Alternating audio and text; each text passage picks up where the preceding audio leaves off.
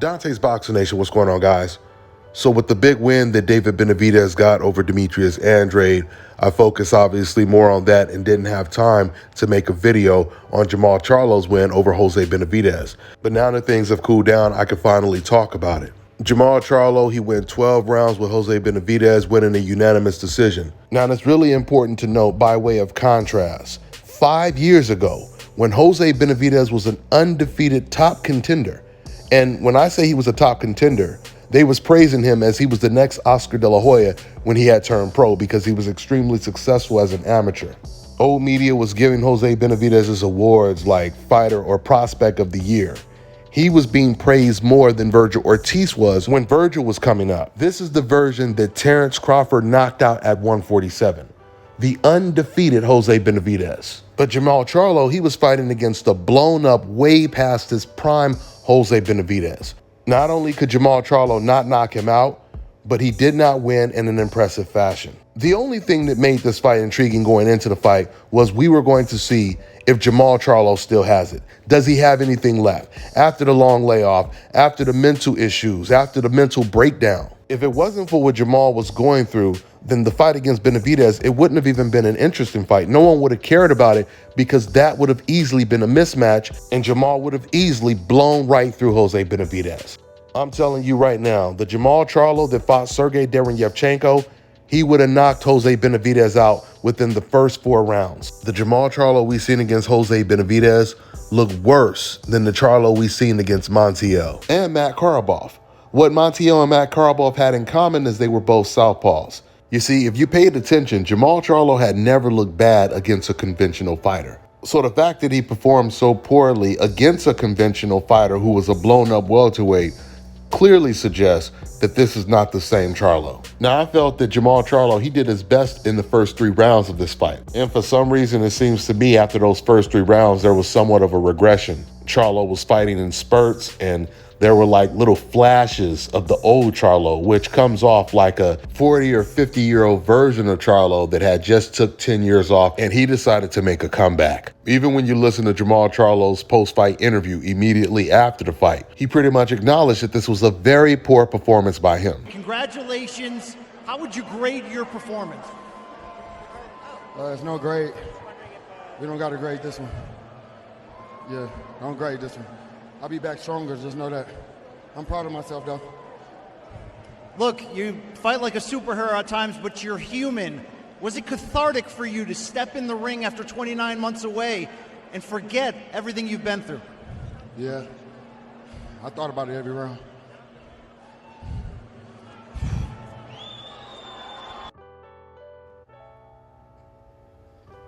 Jermall Charlo was asked to grade his performance. His response was, "Don't grade this performance, but I'm proud of myself." The sport of boxing is 80% mental. Something else Jermall Charlo said in the same interview that I thought really stood out. He said the time that you lose, you don't get it back, which is to basically imply that he does not feel the same way he felt before he lost that time out of the ring. If Jermall's going to stick around and he's going to go to 168 pounds, he needs to take things really, really slow. Because from what I just seen in that Jose Benavidez fight, I think even the Caleb Plant fight would be an extremely competitive fight. It could possibly be a 50-50 fight. Now, I know some people are going to say, man, you crazy for even saying that. But the Jose Benavidez fight was competitive. It was not supposed to be competitive. It was supposed to be a showcase that Jermall Charlo was back. It was supposed to be a complete blowout. You know, it's so ironic when you look at the dichotomy, because right before Lomachenko fought against Devin Haney, matter of fact, right after he beat Jermaine Ortiz, if you guys recall, old media was constantly saying that Lomachenko was past his prime. He's not the same anymore. He's aged. He's lost a step. Just because Jermaine Ortiz had almost beat him.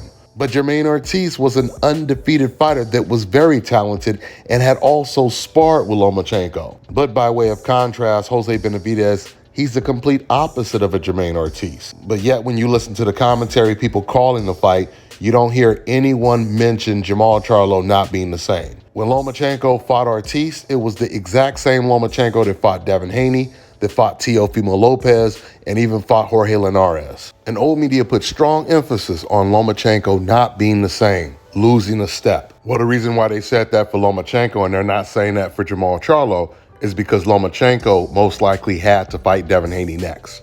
And because they knew how talented Devin Haney was, they wanted to put in the excuse for Lomachenko before the fight was even announced. But then when Lomachenko put on such a great performance, they had to admit that he was never past his prime. In fact, they kept saying that this is the best Lomachenko we've seen in quite some time. Once again, Charlo, he looked nowhere near as fresh as Lomachenko looked against Jermaine Ortiz.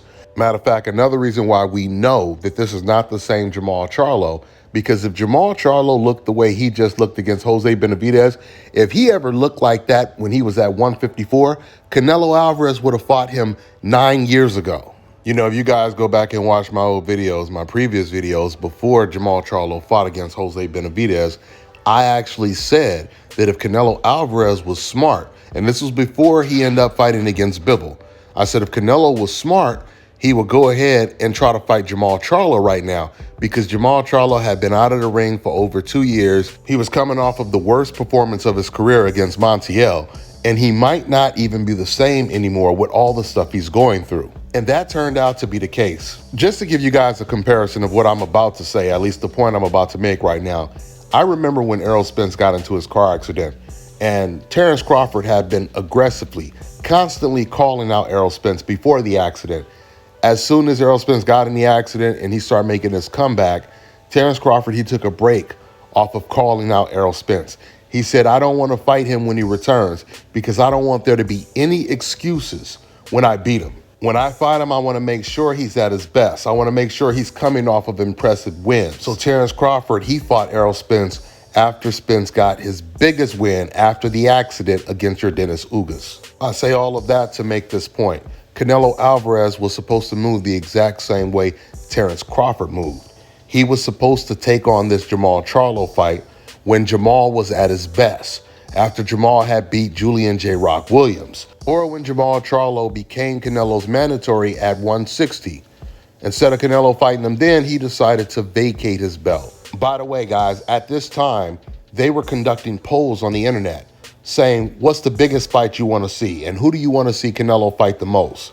And all of the polls had Canelo versus Jermall Charlo, just to show you how big the fight was, how intriguing the fight was back then when Canelo was at 154, or not 154, but at 160. Now, all of the polls are Canelo versus David Benavidez. So my point is, Canelo Alvarez, he missed out on the opportunity to have a big win of this magnitude on his record with no controversy if he could have beat Jermall Charlo. And I'm not saying that he would have beat him at 160, because clearly Canelo felt that the Charlo fight was a very difficult fight to win back then. I'm 100% sure Canelo doesn't feel that way now after watching Charlo versus Benavidez. And now that a lot of pressure is being put on Canelo to fight his mandatory David Benavidez, I would not be surprised if now Canelo is interested in fighting against Charlo next. But from the way Jermall Charlo looked in his last performance and the way he was talking after that fight, I don't think we're going to see Canelo versus Charlo next. Matter of fact, in the same interview, Charlo, he also said next year he wants to stay very active. He said he wants to fight like 3 times a year, which we know that's most likely not going to happen. But the fact that he's even saying that, it implies that he's not planning on fighting Canelo Alvarez next, because if he's talking about fighting 3 times next year, it sounds like he's going to be on some Isaac Pitbull Cruz type of stuff, where he's just going to stay busy fighting against no-name fighters on big undercards. And by looking at his last performance, that would actually be the smartest thing for him to do. With that being said, I'm going to wrap this video up. That's all I got for now, guys. I'm on to the next one. All right, now check this out, guys. If you're looking to repair eczema scars, burns and bruises, dark spots and blemishes, fever blisters, diabetic ulcers, this right here is the perfect product for you guys. It's called LO Key Face and Body Oil. Athletes and top-ranking boxers, they're also using it after training to reduce swelling, inflammation, and to ease the pain. So get yours today. Go to lodkey.com, like them on Facebook, and follow them on Instagram. Let me tell you guys about Issa Israel Law Firm. It is a full-service legal practice based in Denver, Colorado, an emerging hub for combat sports and high-altitude training. If you're a fighter inside or outside of the ring and you need a law firm you can trust to fight for you, Visit thefighterfirm.com or email help@iilawfirm.com. Legal representation is usually limited to plaintiffs or defendants in Colorado, but iFirm can help anyone in the world with trademarking their business name, logos, and U.S. immigration issues. This brother has been my attorney for a while and helped guide me through all kinds of business and civil issues, so make sure you guys go to thefighterfirm.com.